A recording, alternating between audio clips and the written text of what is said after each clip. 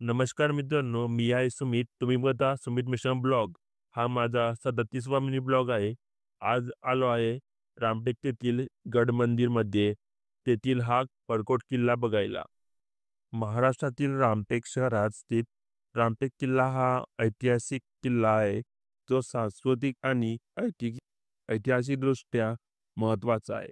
हा किल्ला एक लोकप्रिय पर्यटक आकर्षक आहे आणि इतिहास, वास्तुकला, नैसर्गिक सौंदर्यात रस असलेला प्रत्येकाने तो आवश्यक भेट द्यावा. रामटेक किल्ला 18व्या शतकात नगरधन राजवंशाने बांधला होता. हा किल्ला टेकडीवर बांधण्यात आला आहे. या किल्ल्याला समृद्ध इतिहास आहे आणि गोंड आणि मराठा शासकांसह अनेक शासकांनी शतकानुशतके त्यावर नियंत्रण ठेवले आहे. भारतातील रामटेक किल्ला हा प्राचीन भारतीय स्थापत्यकलेचा एक सुंदर नमुना आहे. या किल्ल्याचा आकार आयताकृती आहे आणि तो एका टेकडीवर बांधला आहे, जो आजूबाजूच्या परिसराचे विहंगत विहंगम दृश्य देतो. किल्ल्याला अनेक दरवाजे, कमानी आणि बुरुज आहेत, जे मराठा स्थापत्यकलेची आठवण करून देतात.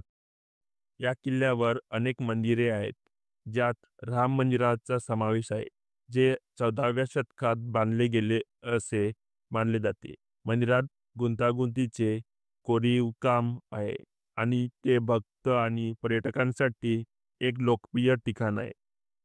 किल्ला नागपूरपासून अंदाजे 50 किलोमीटर अंतरावर आहे आणि टॅक्सी किंवा खाजगी वाहनाने येथे पोहोचता येते.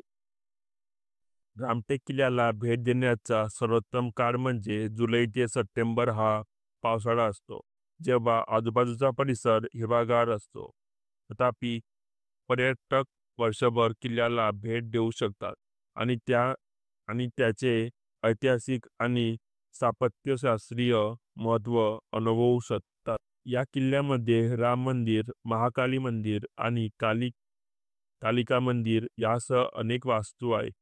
राम मंदिर हे किल्ल्यातील सर्वात जुने आणि सर्वात महत्त्वाचे बांधकाम आहे.